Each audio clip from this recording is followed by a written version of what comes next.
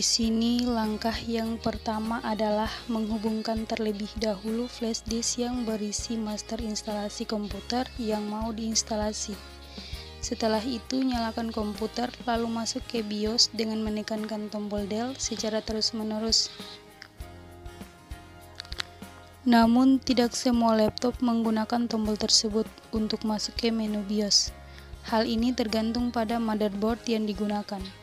Selain tombol Del, komputer juga menggunakan tombol F1, F2, F10, F12, dan juga X. Beberapa laptop juga mengharuskan kita untuk menekankan Fn bersamaan dengan tombol-tombol tersebut. Setelah itu, atur primary boot setelah masuk ke BIOS. Selanjutnya, pilih step menu boot dengan cara menggesernya tombol arah yang ada pada keyboard secara default. Posisi pertama atau paling atas adalah hard drive.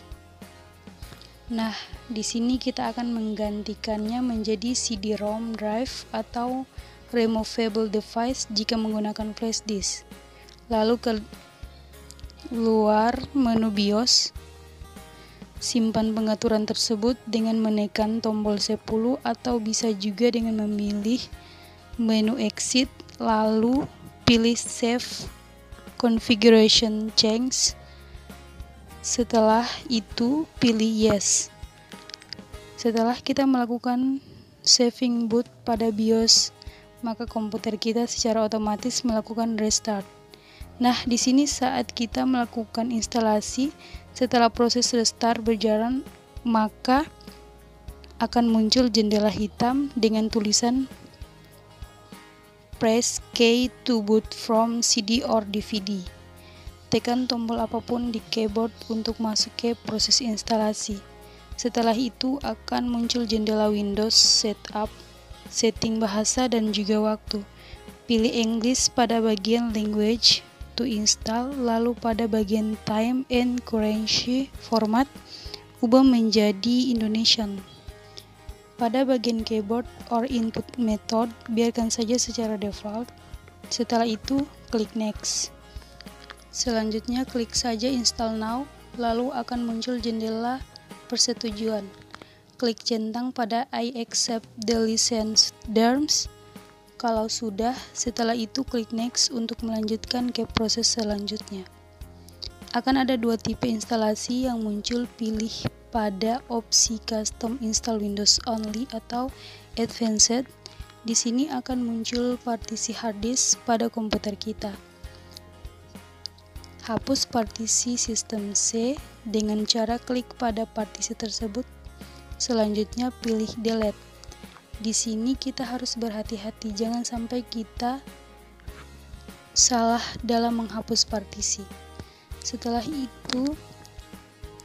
Setelah partisi tersebut terhapus, buat partisi baru dengan cara klik pada Unclotted Space lalu klik New, maka secara otomatis akan terbentuk sebuah partisi baru di mana di dalam partisi tersebut akan kita install Windows 10 untuk partisi K2 dan K3, merupakan partisi penyimpanan lain. Untuk memulai proses instalasi, klik pada partisi baru tersebut, selanjutnya pilih next, kemudian buat satu partisi, lalu klik apply. Klik OK untuk membuat sistem reservoir partition. Kemudian buat satu partisi lagi dengan cara di slide sebelumnya. Kemudian klik apply. Selanjutnya proses instalasi akan berjalan. Ia akan memakan waktu sekitar 30 menit. Tunggu hingga proses tersebut selesai. Jika prosesnya selesai, maka secara otomatis komputer akan melakukan restart. Jika kita menggunakan flash disk, kita harus segera mencabut flash disk tersebut dari komputer kita, karena jika tidak, maka akan masuk ke proses install lagi. Setelah itu, akan muncul jendela produk key. Masukkan produk key dari installer yang kita gunakan. Selanjutnya klik next. Namun apabila kita belum punya produk key, kita bisa mengisikannya dengan cara menekan tombol Do This Later, karena cara install Windows 10 ini bisa dilakukan tanpa produk key. Setelah itu pada jendela Get Going Fast akan customize dan juga user expecting. Pilih saja use expecting. Selanjutnya klik I on it. Lalu klik next. Pada jendela ini kita disuruh login menggunakan akun Microsoft kita jika kita sudah memilikinya dan komputer tersebut terdapat akses ke internet. Kita bisa melakukan login sekarang, lalu klik sign in. Namun apabila tidak, kita bisa melakukan login nanti dengan cara klik opsi skip this leap yang berada di bagian kiri bawah. Setelah itu, silakan masukkan nama dan juga password. Namun untuk bagian password kita bisa apabila kita tidak ingin menggunakan password untuk mengakses komputer kita.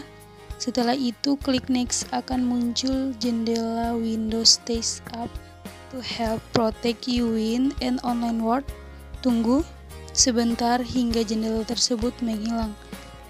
Selesai, Windows 10 akan bisa kita gunakan sekarang.